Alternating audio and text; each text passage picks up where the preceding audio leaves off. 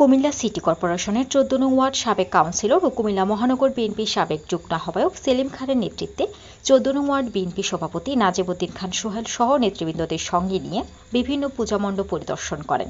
বুধবার রাত ৮টায় নওশুদপাড়ার পূজা মণ্ডপগুলো পরিদর্শন করেন এবং তাদের খোঁজখবর নেন। এই সময় সাবেক কাউন্সিলর ও মহানগর বিএনপির সাবেক যুগ্ম আহ্বায়ক সেলিম খান বলেন, বিএনপির ভারপ্রাপ্ত চেয়ারম্যান তারেক রহমানের নির্দেশে আমরা প্রতিটি পূজা মণ্ডপ পরিদর্শন করছি এবং তাদের খোঁজখবর নিচ্ছি। কোনো অশুভ শক্তি যেন যে কোনো ধর্মের উপর আঘাত আনতে না পারে সেই দিকে আমরা সোচ্চ আছি। বিএনপির যতবারই ক্ষমতায় ছিল সনাতন ধর্মাবলম্বী সহ সব ধর্মের মানুষই নিরাপদে তাদের উৎসব পালন করেছে ও বসবাস করেছে। ধর্ম যার যার রাষ্ট্র সবার। আগামীতে একটি সুন্দর ও গণতান্ত্রিক বাংলাদেশ বিনির্মাণে ধানের শীষে ভোট দিয়ে তারেক রহমানের হাতকে শক্তিশালী করতে হবে। আমরা সবাই ধানের শীষের পক্ষে ঐক্যবদ্ধ। আগামী নির্বাচনে ধানের শীষের প্রতীক যেই পাবে আমরা সকলে ঐক্যবদ্ধভাবে বিপুল ভোটে ধানের শীষকে জয়ী করব ইনশাল্লাহ। ১৪ নং ওয়ার্ড বিএনপি সভাপতি নাজিবউদ্দিন খান সোহেল বলেন, কুমিল্লা মহানগর বিএনপি সভাপতি উদ্বাতুল বাড়ি আবুর সার্বিক দিক নির্দেশনায় আমরা ১৪ নং ওয়ার্ড বিএনপি সুসংগঠিত আছি।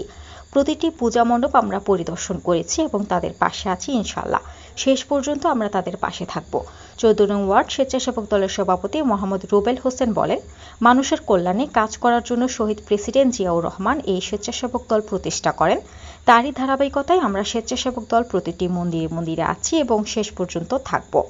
সময় উপস্থিত ছিলেন ১৪ নং ওয়ার্ড বিএনপি সহসভাপতি মোহাম্মদ খুরশেদ আলম লিটন, হারুনুর রশিদ, আক্তার হোসেন, কবির হোসেন, যুগ্ম সাধারণ সম্পাদক কাজী নজরুল, সহসাংগঠনিক সম্পাদক মোহাম্মদ নাসির, প্রচার সম্পাদক রাসেল মিয়া, শ্রম সম্পাদক মোহাম্মদ সেলিম বকশি, মৎস্য বিষয়ক সম্পাদক মোহাম্মদ কাশেম, মহিলা বিষয়ক সম্পাদিকা তাসলিমা আক্তার, স্বেচ্ছাসেবক দলের সভাপতি মোহাম্মদ রুবেল হোসেন, সাধারণ সম্পাদক কবির হোসেন, সাংগঠনিক সম্পাদক মোহাম্মদ শাহেদ, যুবদল নেতা মোহাম্মদ শরীফ সহ নেতৃবৃন্দরা।